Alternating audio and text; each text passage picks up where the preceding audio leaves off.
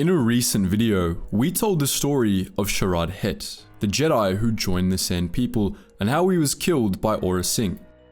If your only prior exposure to Sing was Star Wars: The Clone Wars, it might have surprised you that she could take out such a powerful Jedi Master. But despite her prominent Clone Wars appearances, there's actually a lot that fans don't know about Aurra Sing, like how she had been a Jedi before she started murdering them. In this video, we'll discuss everything the Clone Wars didn't tell you about one of the prequel era's deadliest Jedi Hunters.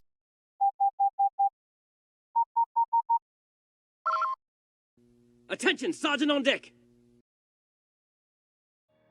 Aurra Sing was born in one of the worst parts of Nashtah, the armpit of the galaxy, the daughter of a spice addict and an absentee father. However, Sing had the luck of being force sensitive, and the Jedi took her to the temple on Coruscant to be trained. As Aurra grew, however, the Jedi Masters found training her difficult. She had aggressive instincts, probably a product of her early life on Nashtah, which made it difficult for her to stay on the path of the light. Hoping it would help young Aurra overcome her anger, the Jedi Council assigned her to Master Anya Kuro, a mysterious and highly unorthodox Jedi known by most as the Dark Woman.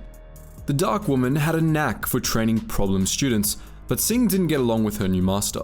They bickered often, and Sing made little progress as a Padawan. Sing's training under the Dark Woman was interrupted when she was captured by Senek's pirates on Ord Namert, pirates who claimed her to raise as one of their own. Due to her troubled upbringing, Sing was paranoid about being abandoned, and when the pirates learned of this, they exploited it, telling the distraught Padawan that her master had betrayed her and wasn't coming back. Sing's faith in the Jedi Order shattered, and she joined the pirates, who raised her to adulthood. But Aurra's time among the pirates didn't last. As a young adult, she was kidnapped yet again, this time by a Hutt crime family who handed her over to a sect of Separatist assassins. The Anzati turned Sing into a killer, teaching her their techniques and implanting a biocomputer in her brain. This enhanced her senses and provided her with a built-in signal transmitter. Once her training was complete, Aurra Sing went off on her own, finding work as a killer for hire. Operating under the name Nashtah, Sing specialized in hunting Jedi. Over the many years since her initial kidnapping, she had come to hate the Jedi for abandoning her, and she craved revenge for their supposed betrayal. Obviously, Sing had fallen to the dark side, but since she hadn't trained as a Jedi for too long before the pirates took her, she couldn't make use of many dark side powers. For most of her career, Sing relied on a small but powerful arsenal of weapons. Most of the time, she used a pair of dual-trigger DX-13 blaster pistols, but she also carried 2 rifles, a Fallen Hyper Rifle and a Zerka Adventurer slug thrower, both of which were meant for sniping. When she hunted Jedi, Aurra also carried her lightsaber, which was red-bladed. As time went on, Sing developed a collection of lightsabers from the Jedi she'd killed, much like General Grievous later did, and she occasionally used these stolen sabers in combat. Since most of her training had been under pirates and Anzati assassins, Sing's skill in lightsaber combat was limited, and she only used a handful of force powers, typically force speed and some of the more basic kinds of telekinesis. In 32 BBY, shortly after the Battle of Naboo, Aurra Sing killed Sharad Het, the famed Tusken Jedi, in a lightsaber duel. She went on to kill the Jedi Master Pierce and the Jedi Knight J. Mikhael on Coruscant, leaving their corpses where the other Jedi could find them. She slew Mana Veridi on Quanot soon after. In answer, the Jedi Council sent Ki-Adi-Mundi, Adi-Gallia and Asharad Het, the son of the murdered Sharad Het, to apprehend Sing, hoping to stop her before she could kill again. As the Jedi made plans to bring her to justice, Aurra Sing was hired to assassinate Senator Tykes of Mon Calamari, who was on his way to the jungle world of Kopfrigan 5. Really, Sing didn't care about Tykes. She took the job because she had believed it would give her an opportunity to kill the Dark Woman, her former master, who had gone into a self-imposed exile on Kopfrigan 5 after failing to rescue Sing from the pirates. Sing hoped that, by planning to kill Tykes, she would draw the Dark Woman out.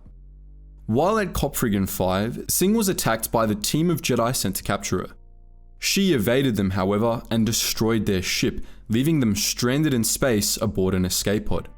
When Tykes' ship arrived in the system, he saw the escape pod and had brought the Jedi aboard his ship, where they warned him that Singh was after his head. Tykes went ahead with his plan to visit Kopfrigan 5 anyway, and he and his guards walked right into Singh's trap. Aurra slew most of Tykes' guard, but she was forced to flee when the Dark Woman arrived to reinforce the other Jedi. Mundi, Galia, and the Dark Woman pursued her, while Asherad took Tykes back to his ship. Singh managed to evade her pursuers and double back, ambushing Tykes and Asherad. Tykes got away again, fleeing while Singh and Het fought a fierce lightsaber duel. At that point, Asherad was still young and inexperienced, but he ultimately emerged victorious, defeating Singh and avenging his father. However, the wounded Aurra avoided capture, fleeing Kopfrigan 5 and abandoning her mission. After Kopfrigan 5, Aurra Singh began taking other work aside from hunting Jedi, her pride wounded after her defeat at Asherad's hands. She was still an assassin first and foremost though, and only rarely accepted bounties that called for targets to be captured and not slain.